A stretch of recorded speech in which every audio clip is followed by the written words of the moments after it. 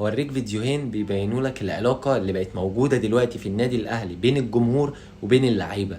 لعيبة بقت خلاص هي كارت واتحرق وخلاص اجباري لازم تمشي، فالجمهور بيطلع عشان يحط عليهم اكتر عشان خاطر يضغط على الادارة ان هم يمشوا، زي الفيديو دوت كده بالظبط.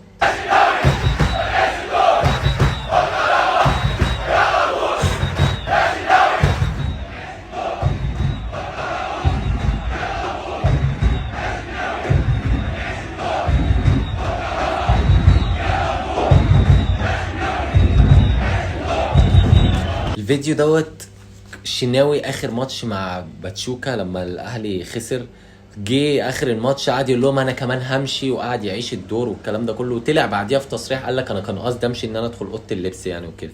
فالجمهور راح طلع عشان خاطر يعرفوا انك ما تعيش الدور علينا، عشان خاطر دي الحقيقه. عمرك ما هتنجح طول ما انت حاطط راسك براس الجمهور. الجمهور هو اللي بيعليك يا اما بيوطيك، هو اللي بايده يمشيك يا اما يقعدك.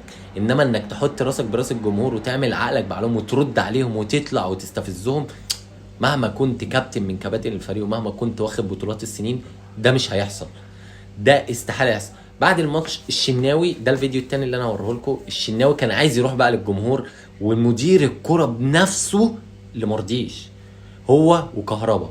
اهو الفيديو اهو.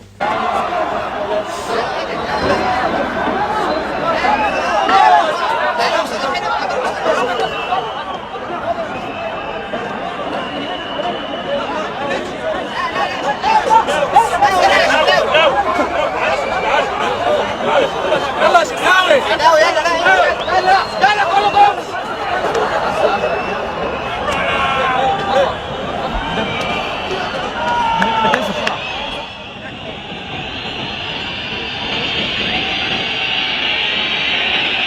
اعتقد ان كلها ايام معدوده بتفصلنا وهنشوف كهربا بره النادي الاهلي.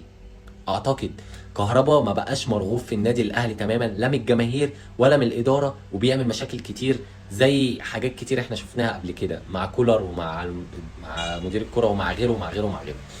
فكهربا بقى كارت محروق. كهربا منع اللعيبه ان هي تروح للجمهور.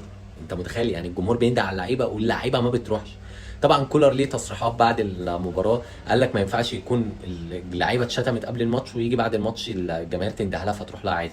العلاقات اتوترت بين الجمهور واللعيبه، واعتقد الماتشات الجايه هنبتدي نصالحهم. فطبعا كلام غريب مالوش اي 30 لازمه، لان اساس اي كوره هي الجمهور بتاعها. فاتمنى العلاقه تتصلح بين اللعيبه والجمهور بتاعت النادي الاهلي تاني.